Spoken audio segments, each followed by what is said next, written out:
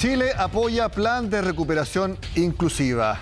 Ese es el plan que finalmente presentó este jueves el gobierno y que por supuesto es lo más importante de la agenda económica de esta jornada que empezamos a revisar inmediatamente con un resumen visual de las medidas más importantes del plan presentado esta jornada por el ministro de Hacienda y también por supuesto por el presidente Gabriel Boric. En empleo, algo que ya sabía, se extiende el ingreso familiar de emergencia laboral hasta septiembre y con un gran objetivo y que por eso lo hemos titulado, crear 500.000 puestos de trabajo. Hay que entonces fijar esa cifra porque es la meta principal del gobierno en su plan de recuperación.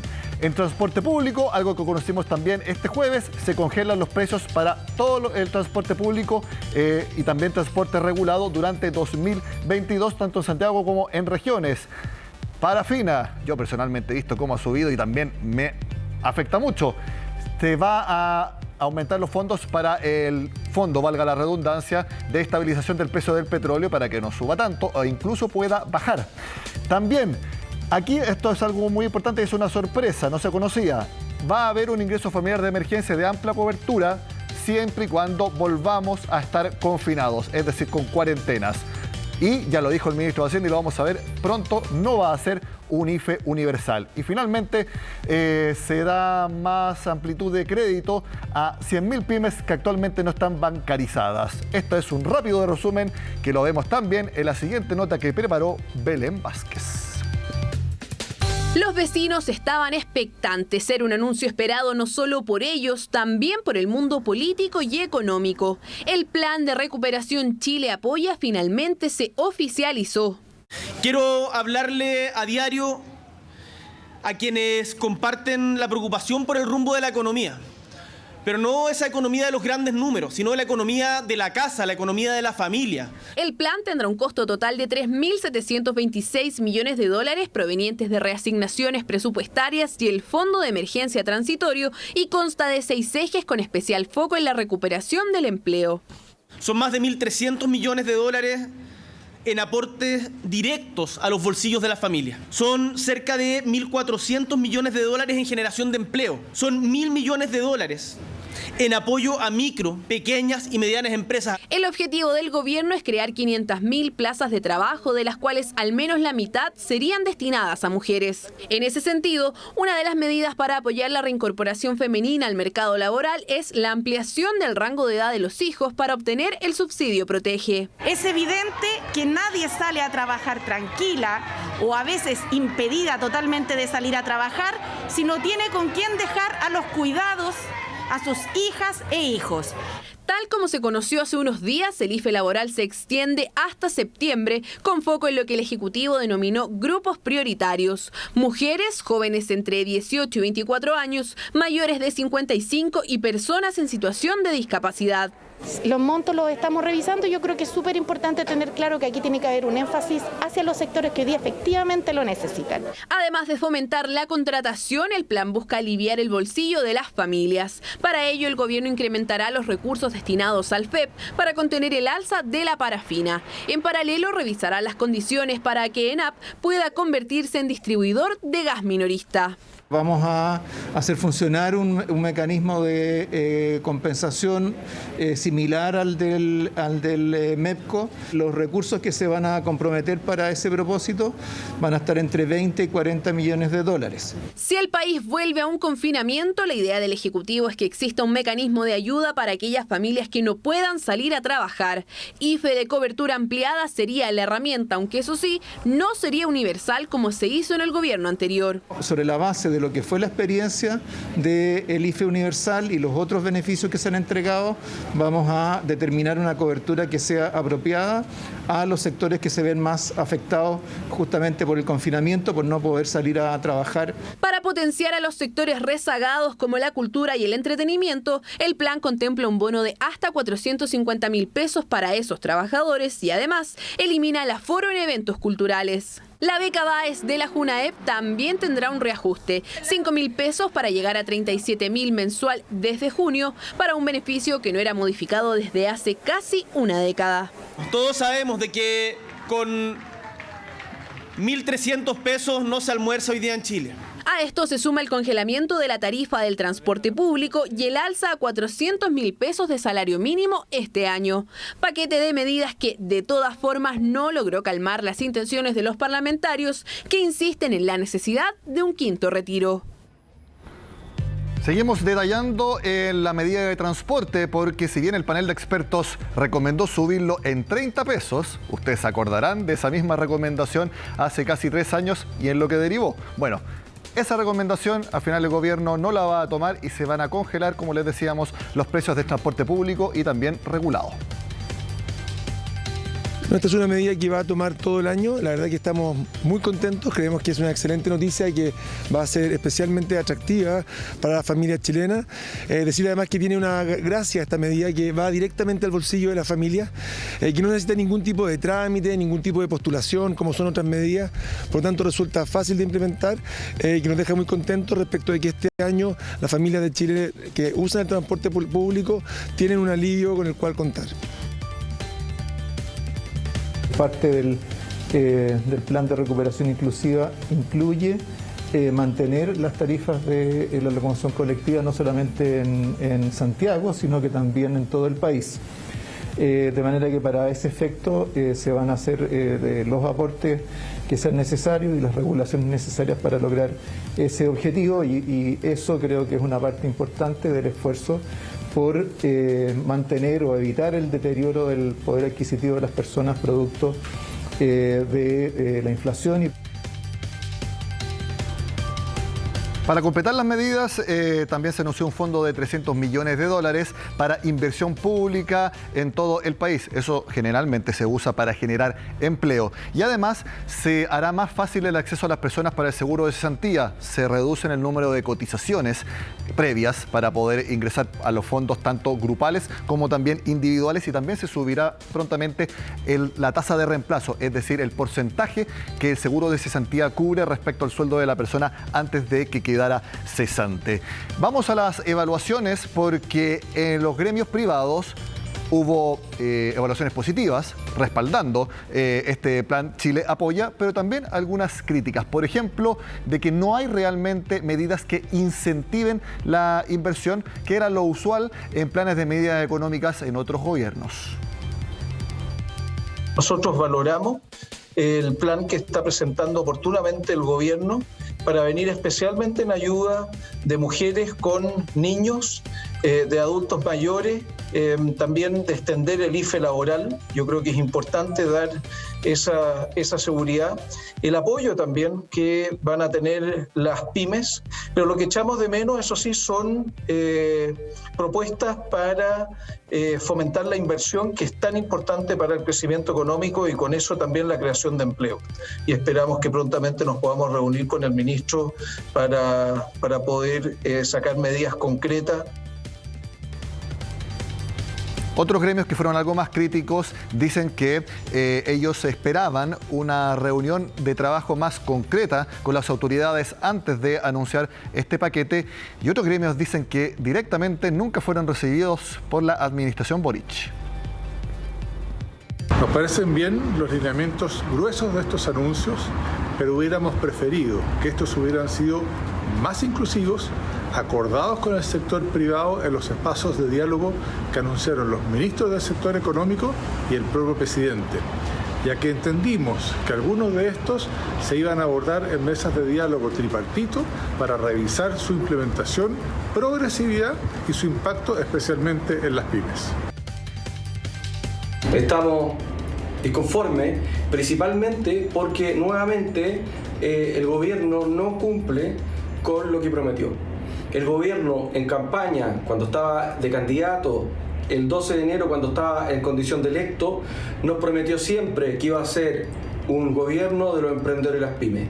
Concretó con nosotros un acuerdo para lograr generar una mesa de recuperación económica en donde las políticas públicas fueran codiseñadas junto a los gremios, y eso no ha sido así.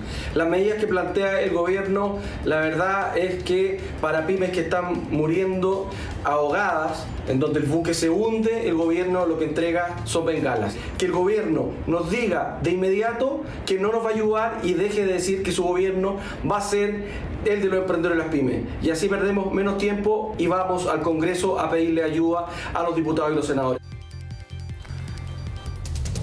Hacemos la pausa en Agenda Económica y al regreso seguimos analizando el plan presentado por el gobierno, específicamente en materia de generación de empleo. Ya volvemos.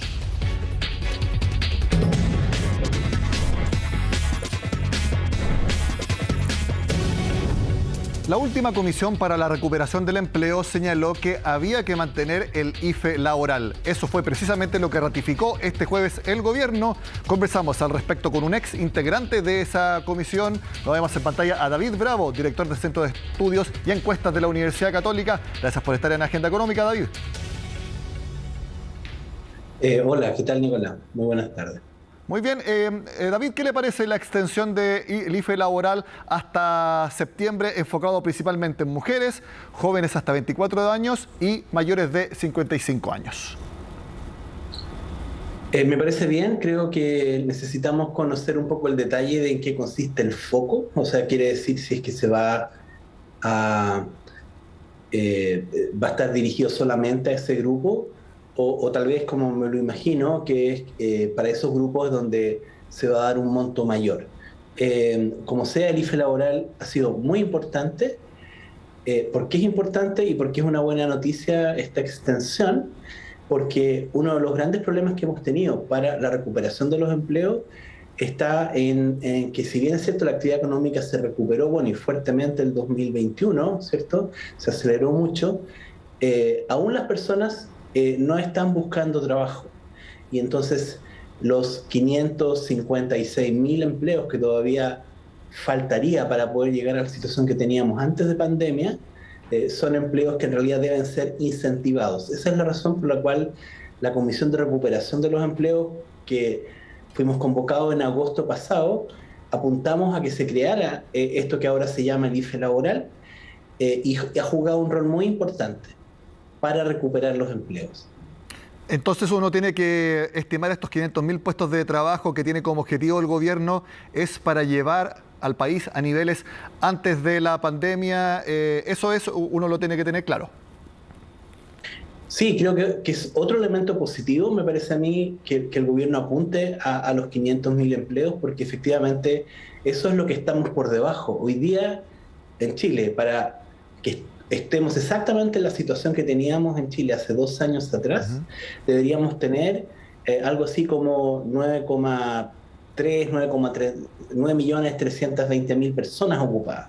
El último dato del INE fue 8.770.000. O sea, estamos 500.000 empleos por debajo, porque en estos 2 años no solamente tenemos que volver a los 9 millones de ocupados que teníamos antes, sino que al mismo tiempo creció la población.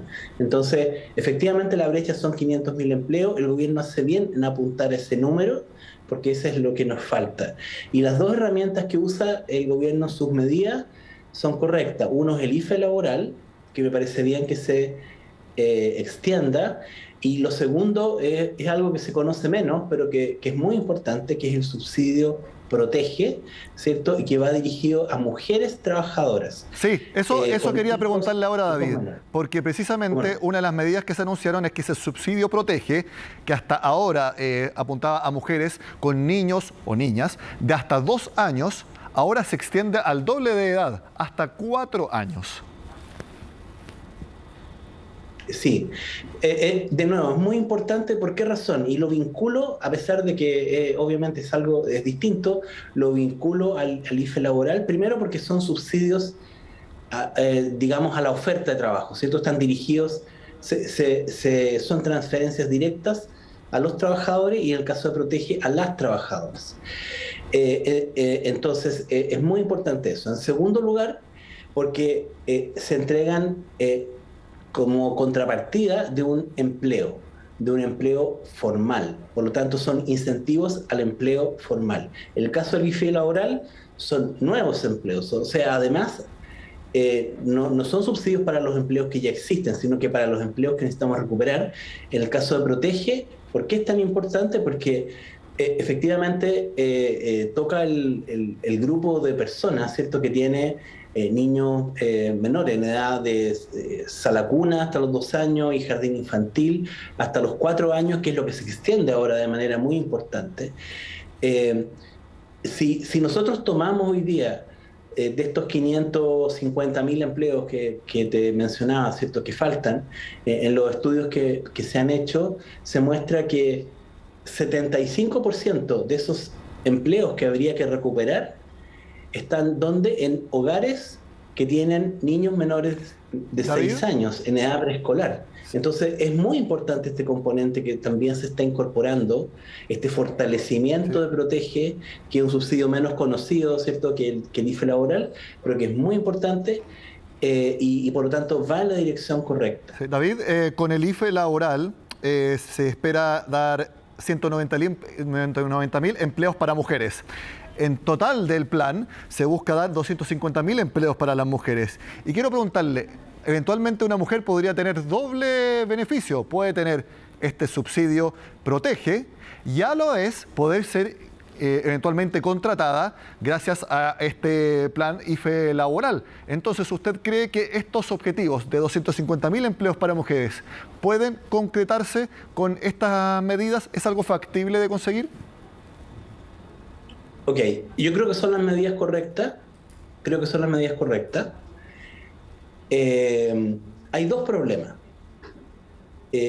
2 desafíos, digamos, si se quiere, ¿cierto? Uno, un problema también que está en el paquete de medidas. Lamentablemente creo que es el incremento del salario mínimo. El salario mínimo se habla de... se insiste en la idea de que llegue a 400.000 pesos dentro de este año. Ese es un aumento de 14% solamente en unos meses. Y lamentablemente creo que no hay forma de que eso no vaya a tener un efecto en el empleo. ¿De quiénes? De las personas menos calificadas.